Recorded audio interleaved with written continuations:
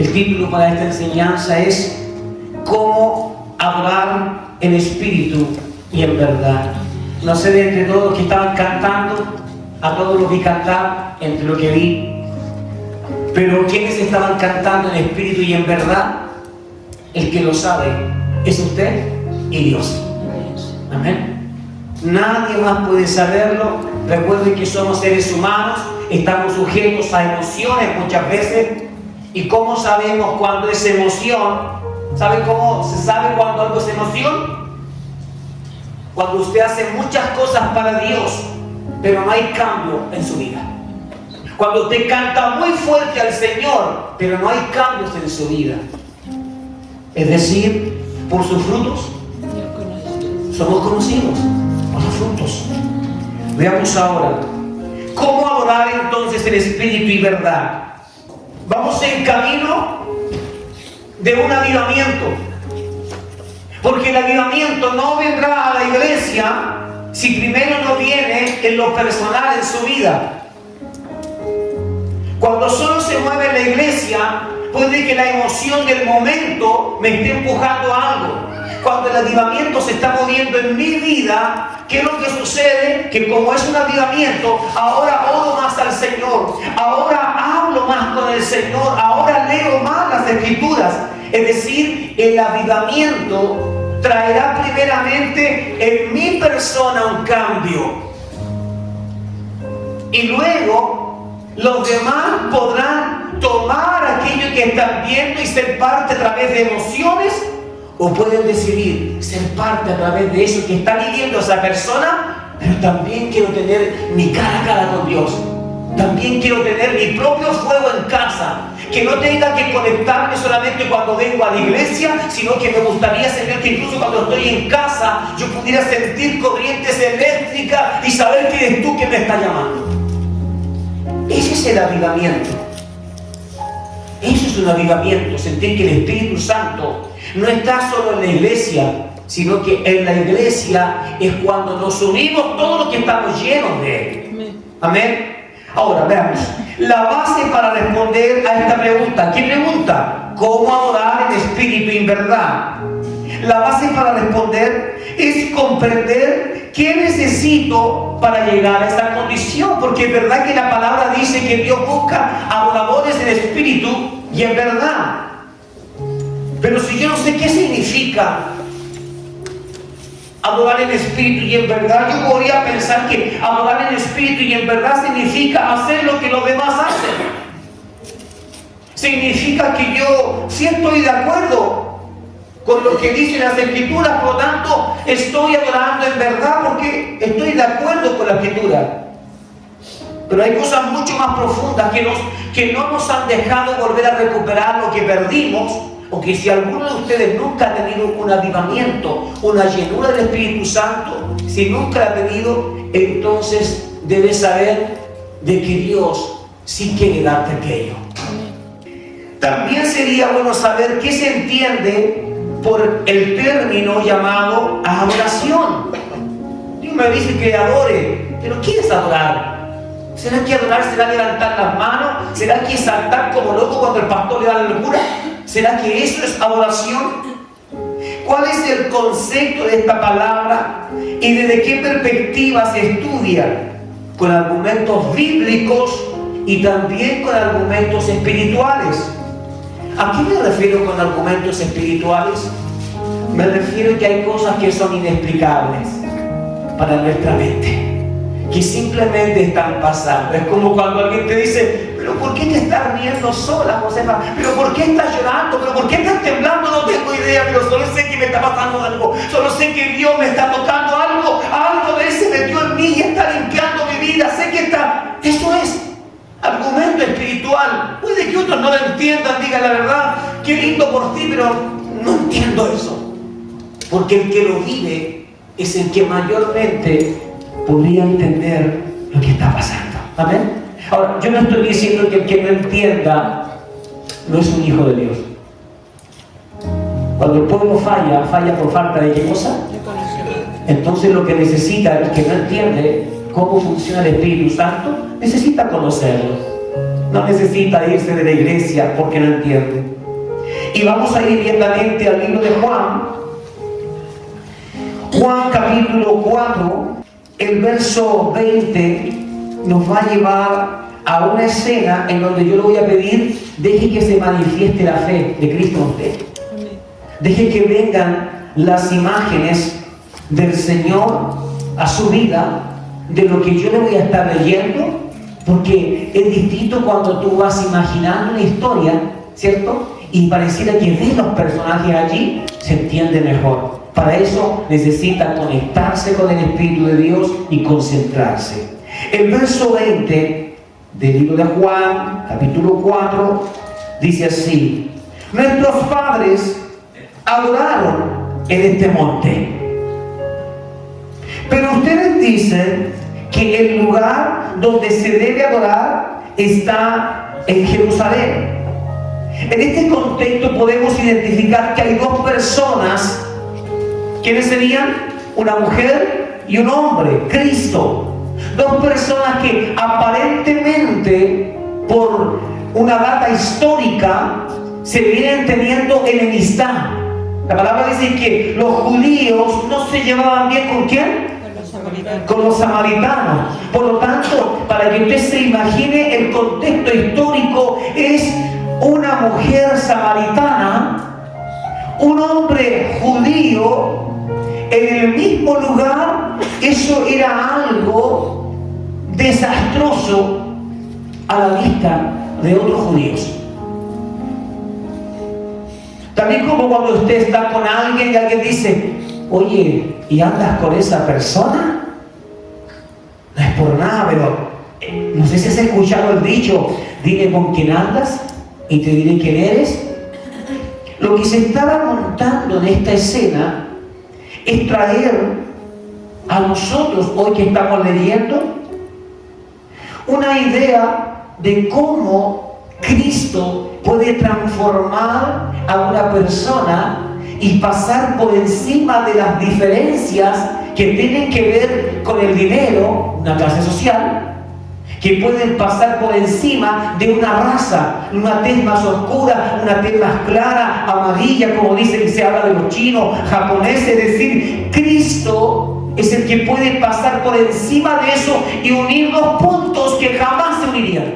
Así también Dios podría unir a dos personas que se consideran enemigos por siempre. Vemos dos pueblos, los judíos y el pueblo de los samaritanos. Pero hay diferencias marcadas en esta historia. Desde el punto de vista religioso es importante el lugar de donde se adora a Dios. Hay alguien, hay una mujer que está diciendo: ya que estás aquí, aunque no deberíamos estar hablando, lo primero que te voy a decir es que hay lugares específicos en donde se adora a Dios.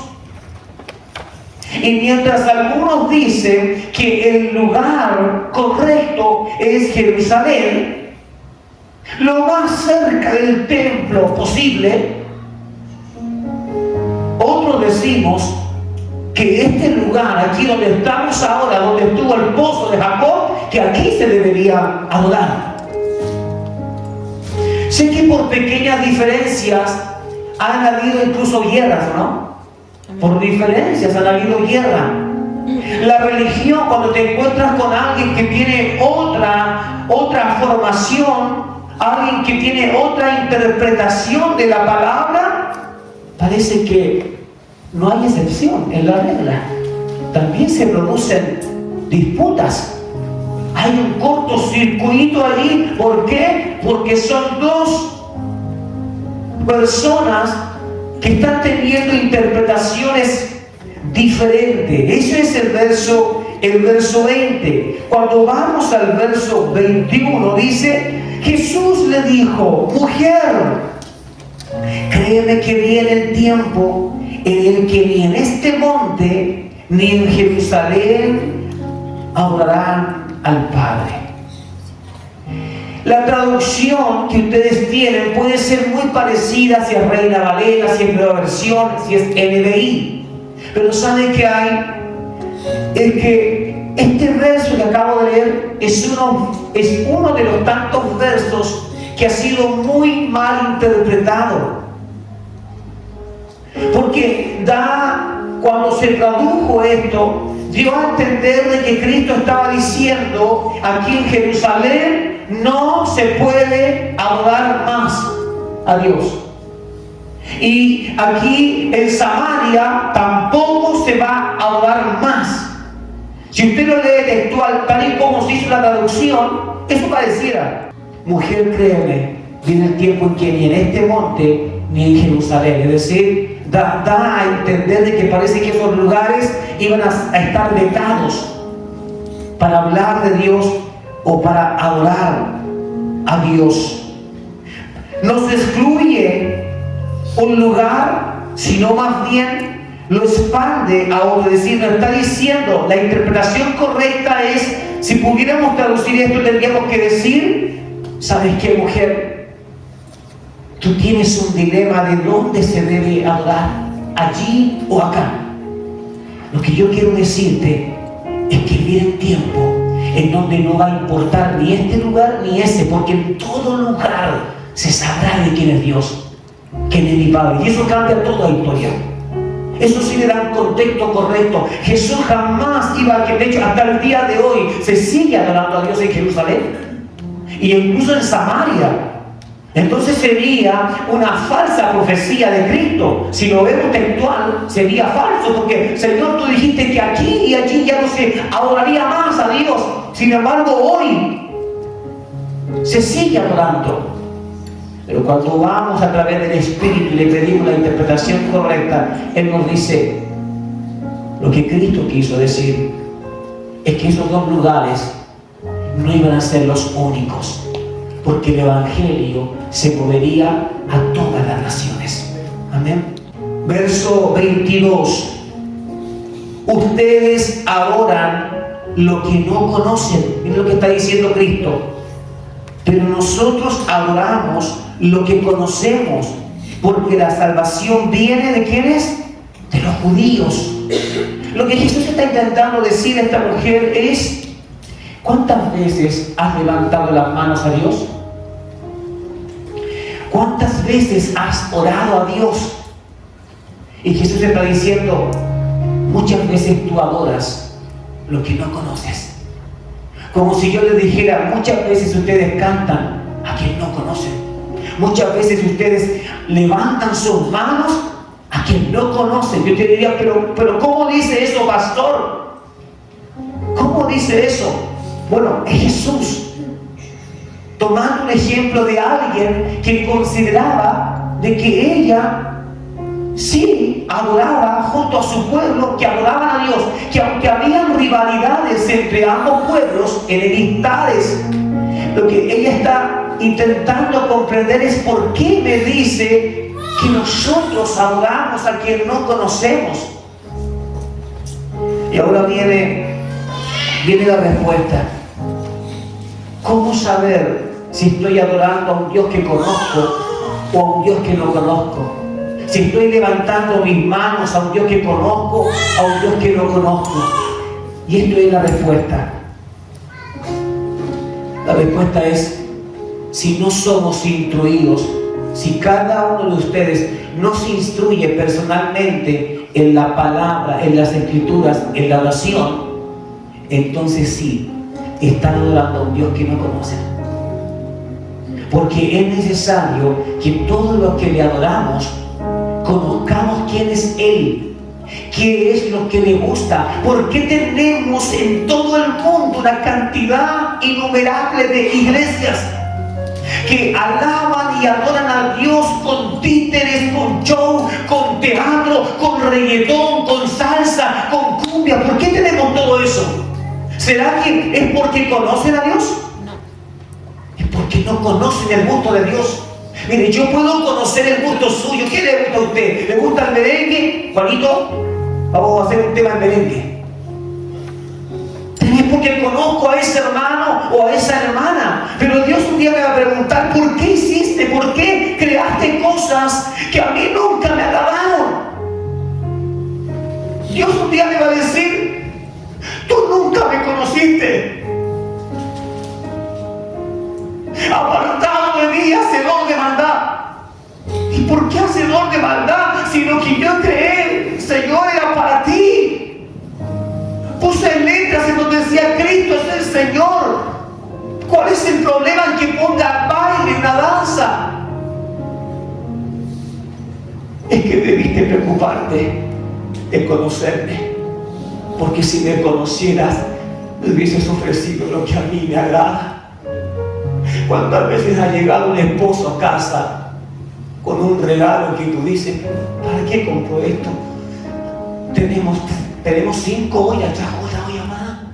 Y tú dices, ¿por qué no me preguntó? Igual estoy agradecida de que usted se haya preocupado de ese detalle, pero ¿por qué no me preguntó? O podría decirle su esposa, se nota que no me conoces. Asimismo, Dios, aun cuando levantamos las manos, Él podría preguntarnos, ¿me conoces? Porque estás levantando tus manos. ¿Me conoces bien? ¿Sabes que me agrada de eso? De que cuando tú levantas tus manos para adorarme, ¿sabes que me agrada eso? Y tú puedes decir, ¿te agrada? Sí. Y el Padre responderte, sí, me agrada. ¿Y qué es lo que no te agrada? Es que cuando levantas tus manos, estás pensando en todo, menos en mí. Me agrada cuando cantas, pero el problema es que cuando cantas, ni siquiera estás meditando en la profundidad de esas letras, de esas palabras que podrían provocar liberación inmediata en ti, sin que nadie te toque, sin que nadie ore por ti. Solamente con el hecho de conocerme, conocer qué es lo que mueve mi corazón. Hay cosas que usted y yo ni siquiera tendríamos que pedirle a Dios, porque Él nos conoce. ¿Sabes reconocer a tu hijo cuando tiene hambre? ¿Sí? ¿O tiene que decirte que tiene hambre? ¿Sabes reconocer cuando tu hijo está enojado, cuando está molesto? Yo creo que tú lo reconoces fácilmente. Mujeres, ¿saben reconocer a sus esposos cuando no son ellos? Hombres, a sus esposas. Sabemos reconocer rasgos entre nosotros, pero a veces no conocemos a Dios. Adoramos, levantamos manos, pero no le conocemos bien. Y Dios quiere darse a conocer en sus vidas, porque es la única manera de que cuando vengas a Él, le traiga lo que a Él le gusta. He conocido personas que han llegado a decir, a mí me carga que me traigan flores.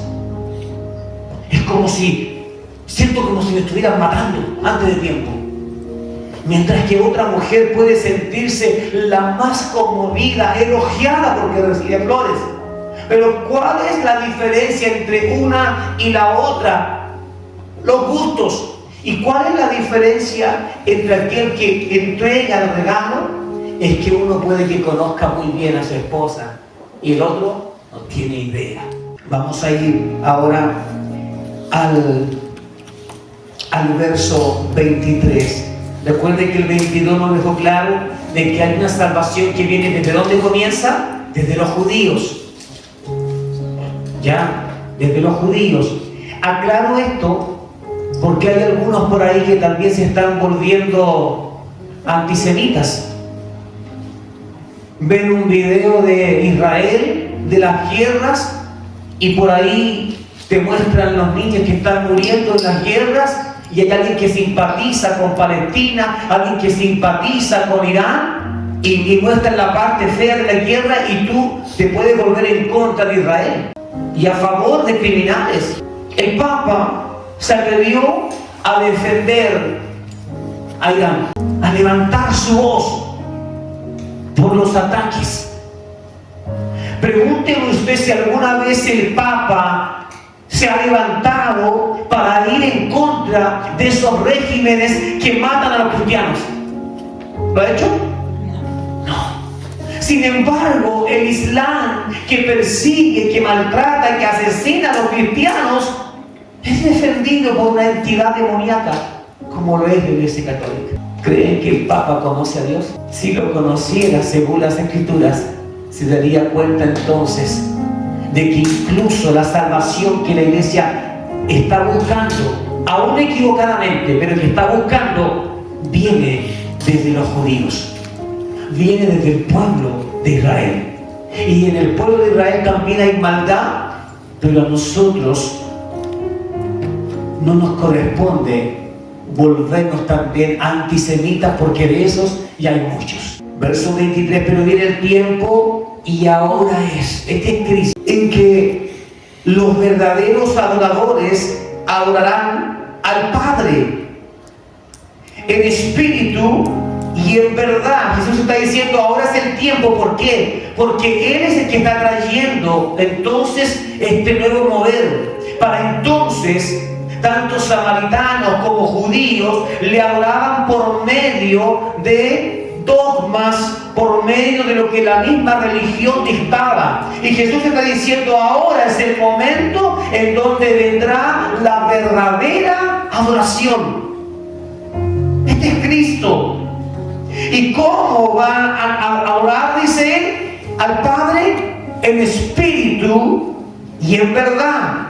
Porque verdaderamente, lo que está diciendo es importante. Dice, porque verdaderamente significa porque mi Padre, a los que realmente les está poniendo atención, a los que realmente Él los mira con agrado, es a los que le adoran en espíritu y en verdad. ¿Cuántas veces habrá estado usted en un lugar de culto con su cuerpo aquí, pero su mente fuera? ¿Cuántas veces usted ha salido a casa pensando lo bueno que hoy día fui a la iglesia, lo bueno que hoy día estuve cantando, y Dios dice, hoy no estuviste? Lo que yo vi fue una mímica. Lo que yo vi fue un cuerpo que hizo cosas que otros hacen, pero tu mente no estuvo en el altar. Por eso Él busca a los adoradores, hombres y mujeres, que adoren de verdad. La adoración tiene que ver no solo con la música. La música solo es una extensión que nos permite adorar y disfrutar a quienes somos músicos de lo que hacemos. Pero la adoración no es solo música. La adoración es: yo te adoro porque hoy me diste un pancito. Yo te adoro porque tengo a mis hijas conmigo, a mis hijos conmigo. Yo te adoro, Padre, porque tú, Señor, siempre estás presente, eres fiel. Yo te adoro, Señor, porque siento tu presencia en mi vida. Yo te adoro porque a pesar de los problemas, yo sé que tú estás allí. Yo sé que tú me amas. Yo te adoro porque tú eres lo más hermoso que jamás haya conocido. Señor, conocí del mundo, conocí de placeres, de pecado, pero te adoro porque tú has llegado a ocupar el primer lugar en mi vida. En nada de eso que les he dicho hay un instrumento sonando, ¿no? No lo hay. Pero ¿existe adoración? Sí. Porque es lo que sale de tus labios, es lo que proyecta tu corazón. Ojo con esto: de la abundancia del corazón habla la boca. Alguien que no adora todos los días al Señor de esa manera, no digo instrumentos, por favor saquen eso, no digo instrumentos. Alguien que no adora al Señor en el día a día es una persona que está ausente del reino. Es alguien que bien podría llamarse religioso. Un religioso más, pero tantos. Estamos comprendiendo, iglesia, hacia dónde vamos con esto. Estamos intentando encontrar ese hilo que nos va a conectar con la verdadera adoración. Verso 24. Porque Dios es espíritu.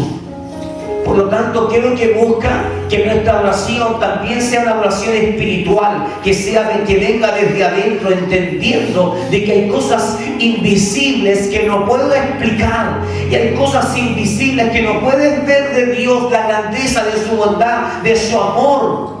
Lo que respiras, el aire, no puedes verlo. Sin embargo, si Dios te quitara el aire, o si Dios cerrara tus pulmones, hasta ahí llegaría tu vida. Entonces la bondad de Dios está en todos esos aspectos, y la adoración nuestra también debería estar en todo. ¿Por qué solamente adorar a Dios cuando Él me responde a algo que estoy esperando? Es que tengo una petición y ahora fue respondida. Te adoro, Señor. ¿Está bien adorarlo? Por supuesto que sí. ¿Sabes que Él lo hizo? ¿Sabes que Él lo hizo? Lo que está mal es que siempre estás buscando que haya una respuesta a tus plegarias para adorar. Y Dios dice, aún cuando tú no tengas una respuesta, yo sigo siendo Dios. Yo sigo recibiendo adoración, porque eso es lo que soy. No depende. Mire, si la adoración a Dios dependiera de cuántos logros tuviéramos nosotros, entonces Dios simplemente cierra la puerta del cielo y dice, no me interesa darle respuesta. Yo ya tengo mi reino, tengo ángeles, querubines, tengo serafines, tengo arcángeles, yo tengo todo aquí. No me interesa, no necesito sus adoraciones. Por lo tanto, no necesito responderles. Pero tenemos a un Dios que está intentando llevarnos a comprender que la adoración va más allá si Dios me dio en el gusto, en lo que yo quería o no. Y los que lo adoran en espíritu y en verdad deben adorarlo. Y dice, cuando tú vienes a la casa del Señor, debes ocuparte de eso. Nunca te vayas a casa con el desazón de hoy día estuve en la iglesia, pero como que no me sentí cómodo. No, ya ni siquiera disfruté de la música, no sé, quizás el hermano, quizás la hermana, o será porque fui enojado con mi esposa, con mis hijos, no sé, pero ni disfruté. No, que no te pase eso, porque perdiste un día. Siempre debes preocuparte de que tu vasija se llene. Pero pastor, y si estoy pasando por un momento difícil, a veces cuesta concentrarse. No. Cuando estás en un momento difícil es cuando más tienes que apoyarte en el Señor, porque Él tiene el poder de cambiar situaciones. No sé si te diste cuenta que tú y yo no podemos mejorar nada. Todo lo esperamos. Verso 25 dice, la mujer le dijo, sé que va a venir el Cristo y cuando haya venido nos enseñará todas las cosas. Y el verso 26, yo soy el que habla contigo.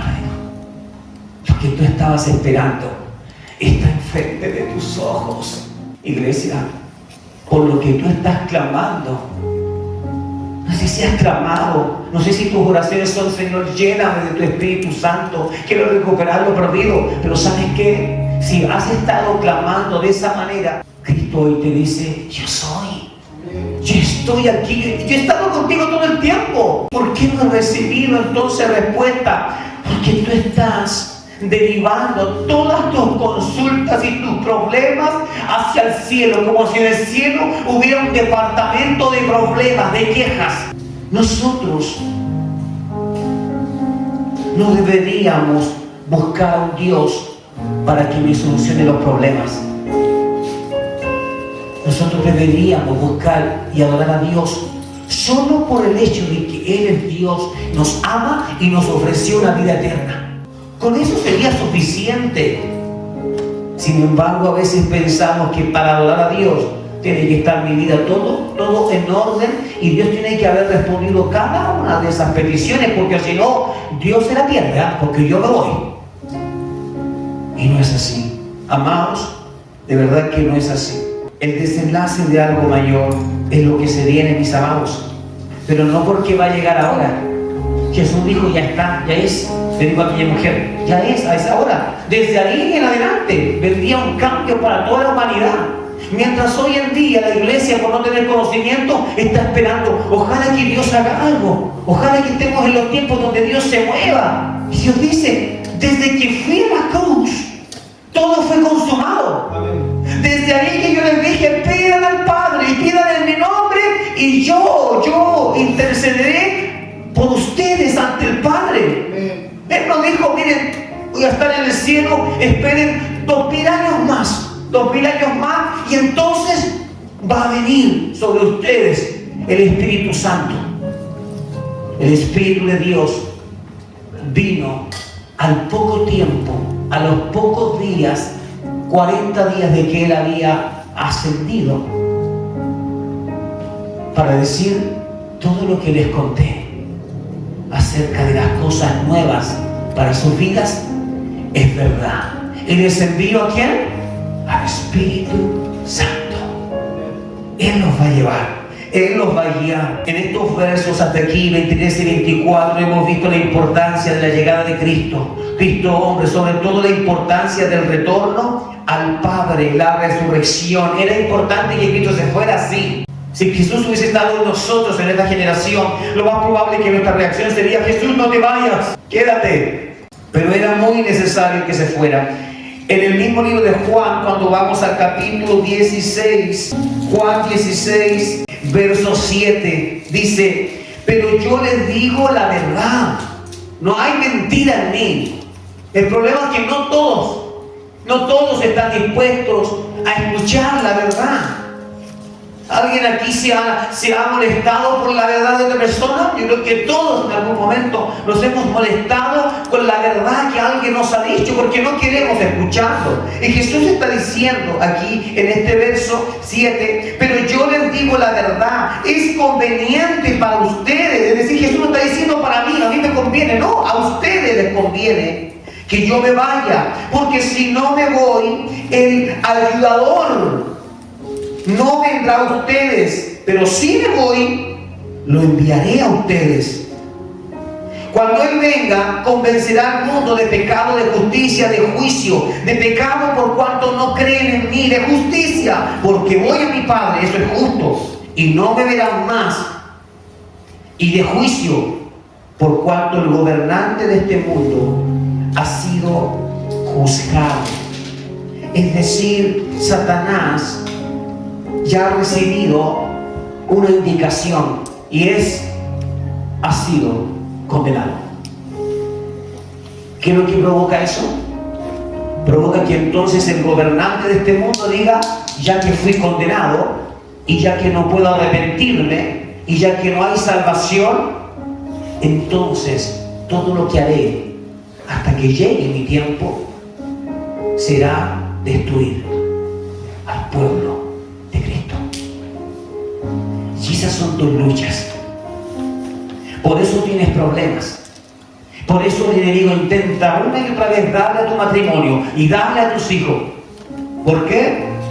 Porque ella fue juzgado. Y él sabe que no hay esperanza. Por lo menos tú tienes esperanza. Hoy te equivocas y mañana te das cuenta que de verdad tu decisión no fue buena, no fue correcta, y le pides perdón al Señor. Tienes esperanza de que Él te perdone. Satanás no la tiene. Por lo tanto, su ira está viva, como si hoy día mismo lo hubiesen sentenciado. Como si ahora, y cada vez, cada día, y en esto está metido Dios, cada día está el recuerdo en Satanás de esta palabra de poder que salió de Dios cuando el Hijo ha sido juzgado. ¿Por qué Dios está en medio de esto? Porque aunque a usted no le va a gustar lo que le voy a decir, Satanás está trabajando. ¿Sabe eso?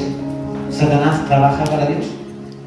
Es decir, de cada maldad que Satanás va a hacerle a usted, él piensa que lo está destruyendo y Dios dice: buen trabajo que hiciste, dejaste todo mal.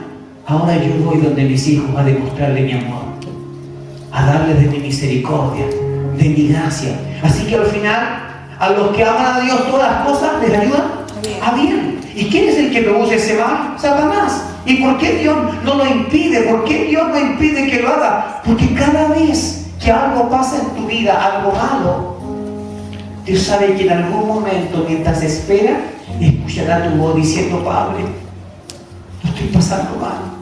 Padre, ayúdame. Necesito que vengas a mi casa. Auxilio, auxilio. Algo está sucediendo conmigo. Ahora, ¿quién intervino en eso? El maligno. Y lo digo en el buen contexto de que trabaja para Dios, en el sentido de que todo lo que hace, al final, Dios lo aprovecha y lo transforma en bien, en el bien de tu vida. ¿Quiere destruirte? Y Dios dice: más yo quiero darte vida. Es que Satanás me dijo que yo no servía para nada, y el Señor dice: ven, yo puedo cambiar toda tu vida y me puedes servir. Hoy pensaba por la mañana en esta palabra y venía a mi mente el recuerdo de Saulo. Ustedes saben quién es Saulo, el perseguidor de los cristianos. Yo me imagino a Satanás diciendo, por fin, uno bueno, por fin, uno de los míos, por fin alguien que entiende lo que es la rabia, lo que es el coraje. Por fin alguien que entiende la satisfacción que se produce cuando muere un cristiano.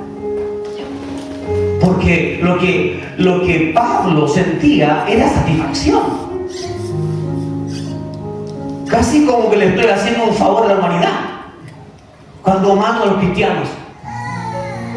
Entonces, mientras el enemigo celebra a Saulo y Dios lo deja avanzar, Dios tenía todo un plan, y en ese plan estaba Cristo, el que se apareció frente a Pablo para decirle: Saulo, Saulo, ¿por qué me persigue? Mira, aquí es cuando Satanás empieza otra vez con sus palabretas. ¿Pero cómo? Hasta los más malos se pueden transformar en buenos por culpa de Cristo. Eso es lo que éramos nosotros. Éramos malos. Nuestros pensamientos eran sucios, turbios. Éramos competitivos, no nos importaba quién aplastar. Cizañeros, mentirosos, ladrones, dados a los placeres de este mundo. No solamente drogas, alcohol, mujeres, sexo y todo lo que usted sabe que le produce placer. Eso éramos nosotros. ¿Y usted cree que Satanás no volvió a hacer una pataleta cuando Cristo apareció en su vida y en la mía? De seguro pensó, lo tenía listo. Era de los míos. Es más, era mi soldado, como dicen los narcos. Era mi soldado. Y ahora se encuentra que ese soldado ya no quiere trabajar para ese jefe, porque encontró a un jefe mayor, un jefe que le ofrece amor,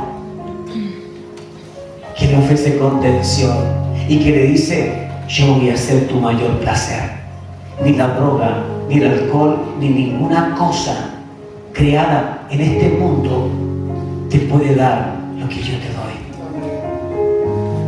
Y este es Cristo, aprovechando la maldad del enemigo que se mueve para darnos la oportunidad a nosotros de conocer más a nuestro Señor. Y entonces viene la verdadera adoración en espíritu, cuando te das cuenta que si no hubiese aparecido Cristo en tu camino, quizás ni esposa tendrías, quizás ni hijos tendrías, porque no estarían contigo. Tal vez lo estaría criando a otra persona. Quizás ni trabajo tendrías, porque a lo mejor estarías en las calles drogándote. Cuando comprendes de dónde Dios te sacó, lo que está haciendo en ti, ahí recién vendrá la verdadera adoración. Pero mientras pienses que tú eres así, porque has sabido tener tus límites ante la vida, porque tú no eres tan pecador como otros, entonces estás del lado del orgullo, de la soberbia, y Dios te mira de lejos, diciendo: bueno, quédate allí pensando que estás bien. Pero en cuanto a todos los que se humillan, a todos los que me buscan, a esos yo no los echo fuera, a esos los recibo.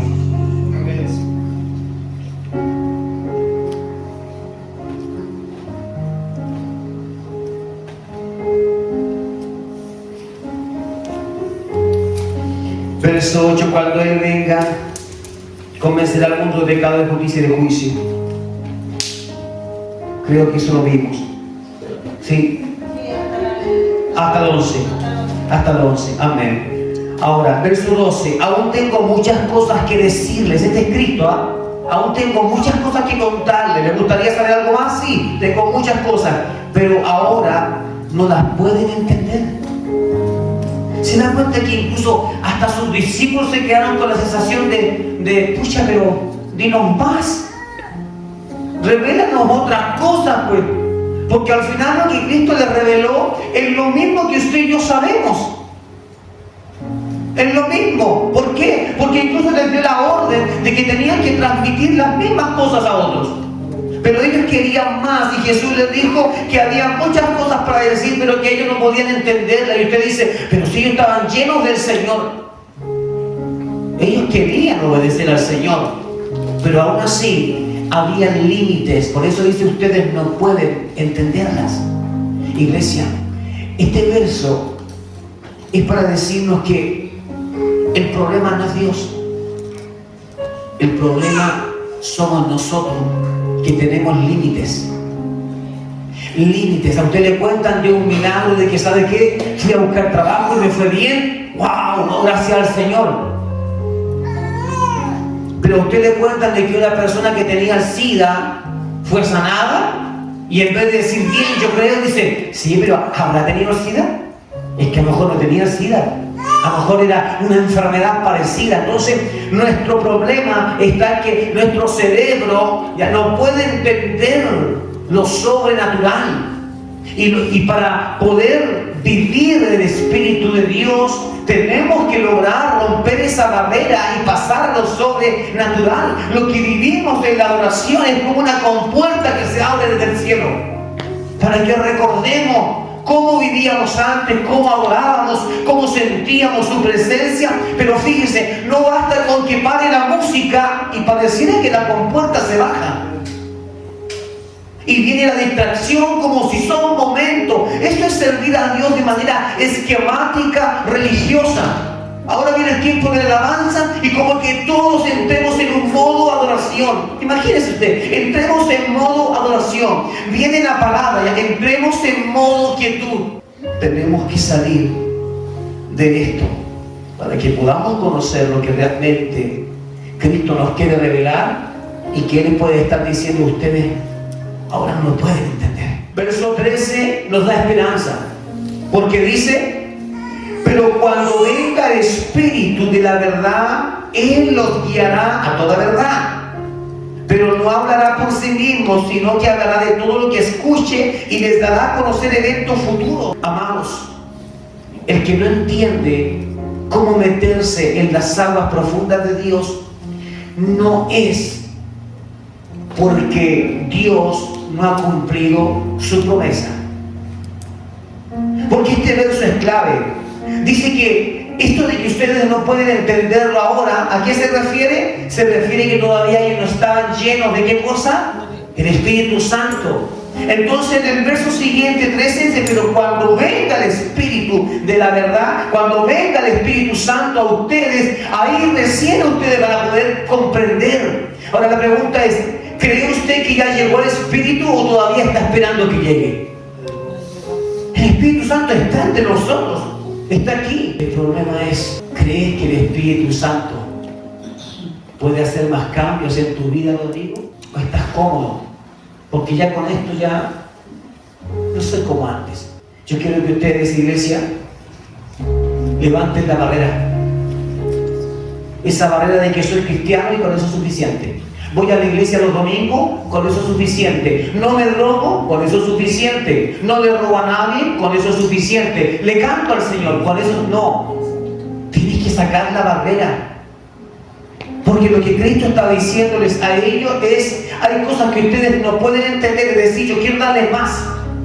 Pero ustedes no pueden entender. Pero cuando venga el Espíritu, entonces van a entender. ¿Qué sucedió cuando vino el Espíritu? Todo cambió. Fue una explosión de poder, una explosión de manifestaciones. Y lo vimos el domingo pasado con palabras, con texto bíblico. Una poderosa unción de Dios. ¿Qué es lo que necesitaban? Que el Espíritu Santo descendiera. Pero usted y yo tememos al Espíritu Santo. Pero pastor, ¿y por qué no funciona igual? Porque dudamos.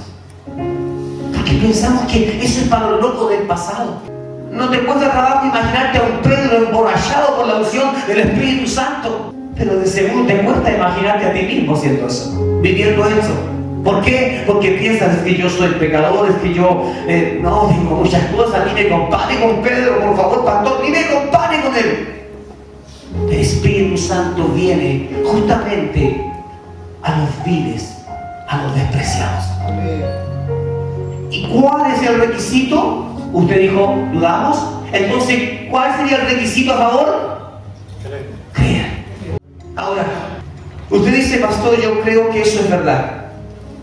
¿Qué le falta? Entonces, si ya cree, lo que falta es que tienes que buscar, porque no llega solo. Esto tú lo encuentras en la oración, lo encuentras en la intimidad. Esa llenura la encontraron porque estaban unánimes, unidos. Entre nosotros habrá una total unidad. ¿Habrá alguien que a mí le pase ahí nomás? ¿O a usted lo tenga ahí nomás, al hermano? ¿Tengo yo que contar, hermano? No puedo pasarlo. ¿Crees tú que el Espíritu Santo se puede mover en tu vida así? No. Entonces, ¿qué es lo que nos falta? Nos falta enfocarnos en buscar de la presencia del Señor hasta que se queme toda mi carne, hasta que se queme todo lo malo que está en mí, todos los no puedo, los no creo. Todas las dudas desaparecen cuando entras en la presencia. El fuego de Dios es un fuego purificador. Entonces, si dice que es purificador, es porque hay algo que está sucio. Si no, no diría purificador. Y cuando el fuego de Dios comienza a tomar a alguien, no por la fuerza, sino porque ese alguien dijo, necesito, yo voy a buscar de Dios, aunque parezca un loco. Cuando tú buscas al Señor, Él abre la puerta. Jamás, esta es experiencia propia, jamás que yo haya buscado a Dios de la manera correcta, Él me ha cerrado la puerta. Y su pecado, aún con pecado y todo, Él me ha abierto la puerta, Él me ha limpiado, Él me ha dicho, yo te absuelvo de todo lo que tú mismo traes como condena. No bastó con creer, había que buscar. ¿Estás buscando realmente? Porque cuando tú buscas, vas a terminar conociendo a ese ser que amas. Y ahora le vas a saber hasta sus gustos. Vas a saber cuál es el perfume que le gusta, cuál es el color que le gusta. Vas a saber cuál es el estilo de música que le gusta. Pero eso no lo consigues mirando a alguien desde lejos. Eso lo consigues en la intimidad, en esa búsqueda. Entonces, el Espíritu Santo, el Espíritu de Dios, a la verdad está dispuesto. Siempre. Cuando dice dispuesto, es que siempre. Pastor, y si lo busco a las 3 de la mañana, a la hora que usted quiera. Si el Espíritu Santo no duerme, no se cansa, no se fatiga, no tiene hambre. Ya Dios quisiera que todos tomáramos esto como una carrera. No voy a parar hasta que sea lleno del Espíritu Santo. Y cuando alguien me diga, pero si tú ya tienes al Espíritu Santo, ¿basta con eso? No basta con eso. Yo quiero ser lleno, porque cuando Pedro tenía el Espíritu Santo, él seguía siendo uno más de todo. Pero cuando fue lleno del Espíritu Santo, Pedro transformó su pueblo. Hay diferencia, sí, pero ¿dónde estaba Pedro? Estaba ahí. Jesús dijo, no se vayan, no se muevan hasta que venga. ¿Y qué estaban haciendo? Estaban orando. Unánimes. Yo me los imagino. Señor, tú dijiste que un día, en cualquier momento, ibas a enviar al Espíritu de Papá, al Espíritu Santo. Tú lo dijiste, Señor, y me imagino que pasaron 2 días más. Señor, tú lo dijiste, hasta que llegaron al día 40, cuando dijeron, Señor, tú lo dijiste que iba. Y comenzó a llover el fuego de Dios. A veces quieres que Dios inmediatamente abra la puerta y recién llevas 2 minutos orando y piensas que Dios ya no va a abrir la puerta. ¿Qué son 2 minutos? En 2 minutos alcanzas a humillarte, alcanzas a decirle al Señor por todo lo que estás pasando. No alcanza. No basta con creer, hay que entrar en esta profundidad. Y el Espíritu Santo, y te digo hoy, iglesia, el Espíritu Santo te está esperando. Y no lleva un día esperando. Juan lleva muchos días esperando darte eso que te va a ayudar a vencer. Lo que nunca puedes vencer o mantenerlo por tanto tiempo, el Espíritu Santo tiene ese poder para tu vida. Pero aquí buscarlo. Yo aprendí algo Y si Dios me despierta en la noche a las 5 de la mañana, a las 5 hay que hablar con Él, a las 3 hay que hablar con Él. Aprendí que si tengo algo aquí que me dice, anda y haz esto, voy y lo hago. ¿Por qué? ¿Y cómo sabe que es 100% seguro? Bueno, prefiero ser obediente y darme cuenta. Si pasa eso que Dios dijo, bien. Hacía tiempo que no tenía tantas cosas fuertes en mi vida y las estoy viviendo ahora. Y doy gracias al Señor porque como algunos de ustedes, en algún momento también me conformé a que mientras las aguas estén quietas, todo está bien. Y el Espíritu Santo, mientras tanto, está esperando que nosotros le busquemos realmente. Esta iglesia, para que pueda crecer, necesita que estos pilares, tú, cada pilar, yo, estemos fortalecidos en el Señor y estemos llenos del Espíritu Santo, porque de lo contrario, quien venga a este lugar por primera vez, ¿ya?, o se lleva la sorpresa de que ese alguien puede ser incluso más sensible que nosotros, más espiritual, o se lleva la sorpresa porque se encuentra que los que estamos aquí adentro estamos tan fríos como un témpano. Lo que atrajo la multitud que se agolparon en esa puerta fue el escándalo que estaba dejando el Espíritu Santo adentro.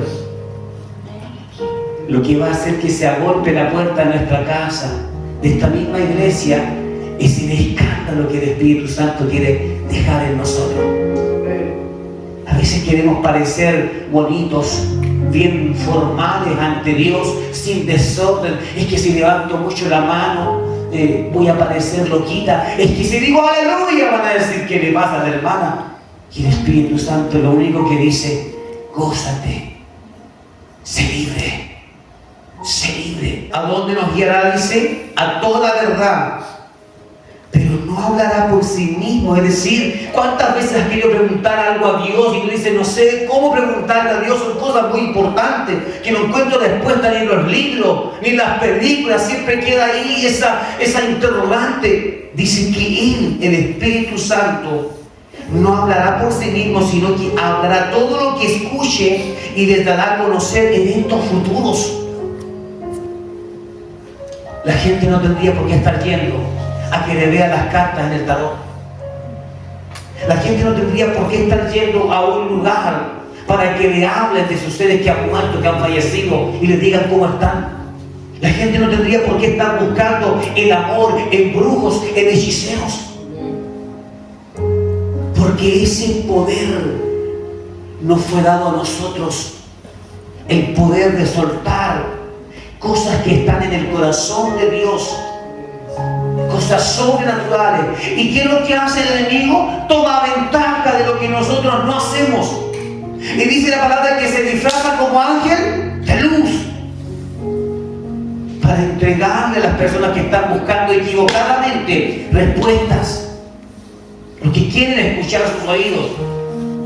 Y nosotros tenemos la verdad, está en la palabra, pero no conocemos la profundidad de este Dios que nos dice que Él nos busca. Fíjese la palabra, Él dice que Él busca. ¿Entiende eso?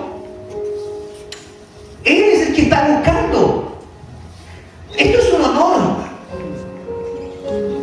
No es una carga. Alguien podría ver una carga. ¿Por qué tengo que servir a Dios? ¿Por qué tengo que cantar? ¿Por qué tengo que tocar? Eso es más responsabilidad. ¿Por qué tengo que predicar? Es más responsabilidad. Sin embargo, lo que tú y yo podemos ver como una carga y no queremos ponernos en manos de Dios, dice la palabra que Él lo está buscando. Iglesia, ¿entiende que el Rey te está buscando? Que no es tu vecino, no es tu amiga, no es tu enemigo que te está buscando para dañarte. No, el Rey te está buscando. ¿Y qué características tienes que tener? Él tiene que encontrar en ti que tienes al Espíritu de verdad, que estás lleno de su presencia y que eres un verdadero adorador. Uno de verdad. El verso 14 dice así, Jesús hablando, Él me glorificará. Está hablando del Espíritu Santo. Él me glorificará porque tomará de lo mío y lo dará a conocer a ustedes.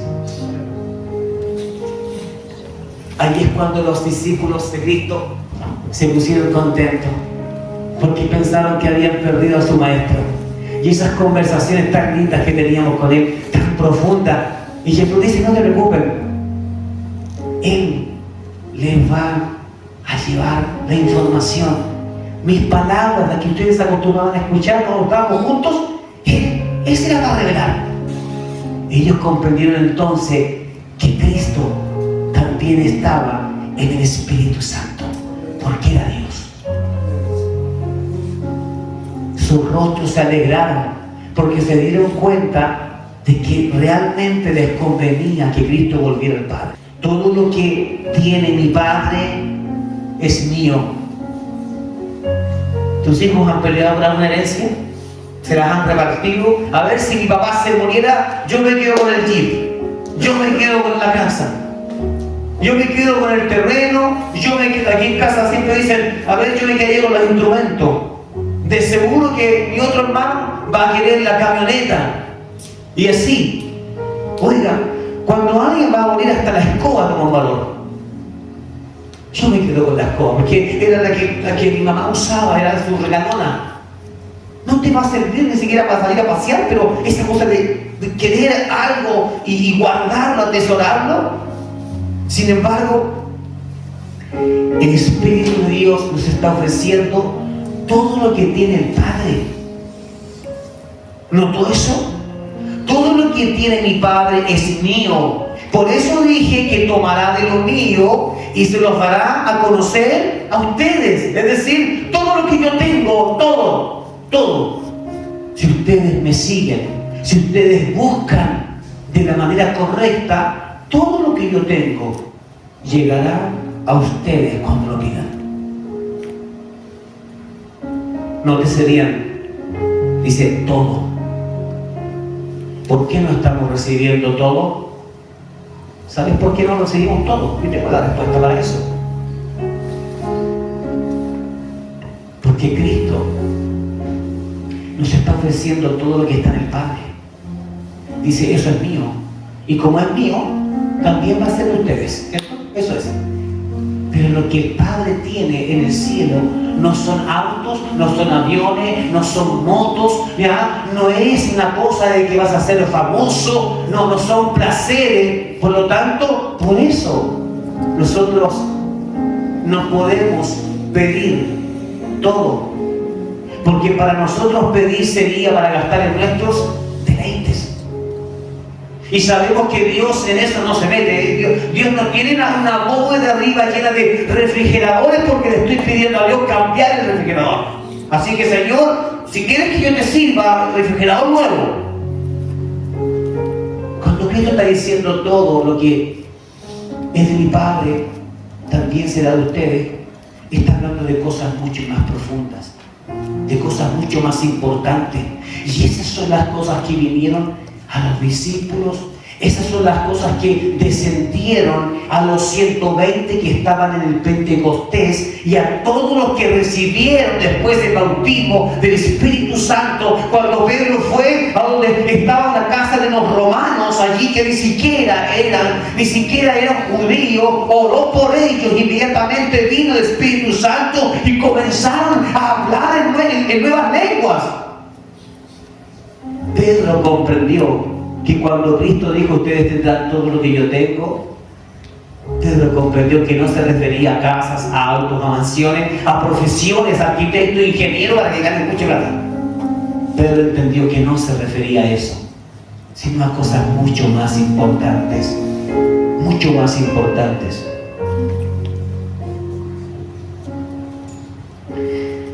El Espíritu de Dios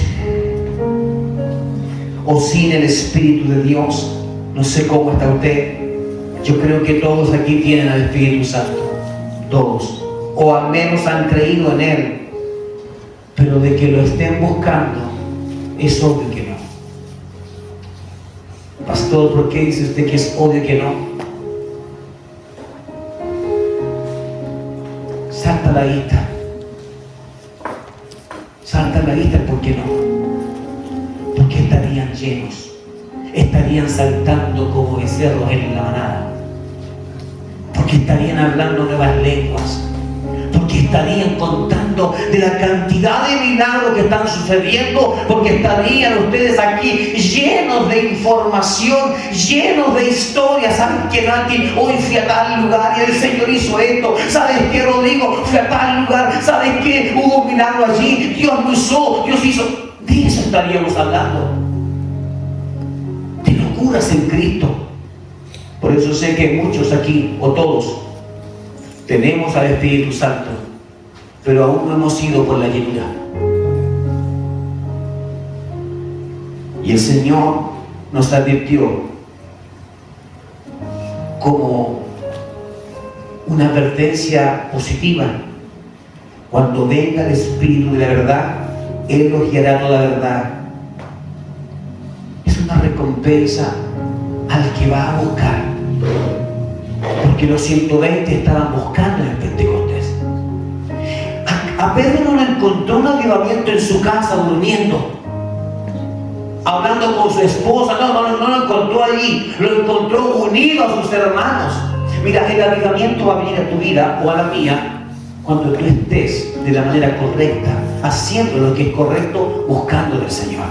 De otra forma, vas a seguir envejeciendo como uno más que tiene un lugar en esta iglesia, que habla del Señor, que va a tener que conformarse a ver cómo otros prosperan en el Señor, cómo otros son usados por el Señor, pero yo va a decir nada. Y el Señor ofrece esta promesa para todos. ¿Perdiste algo? ¿Perdiste? Si alguna vez alguien sintió el Espíritu Santo aquí, ¿alguien lo ha sentido? ¿Lo perdiste realmente? ¿O en realidad nunca tuviste esa llenura del Espíritu Santo? Y tal vez hoy estás lidiando en tu mente de que quizás eso fue solamente una emoción y no fue el Espíritu de Dios. Bueno, si fue una emoción y no fue el Espíritu de Dios, la palabra te dice hoy: búscame de nuevo. Entonces, vuelve a buscarme hasta que te asegures si eso fui yo o no fui yo. Pero no te quedes sentenciado de porque antes te funcionó y se acabó, se desgastó esa llama. No te quedes sentenciado a que ya no puedes tener ese fuego. No, búscame otra vez. Pastores, que yo nunca he sentido nada. Entonces, con mayor razón, búscame. Porque esto es para todos. Para todos los que quieren pasar más allá, a los que se atreven a romper esa barrera.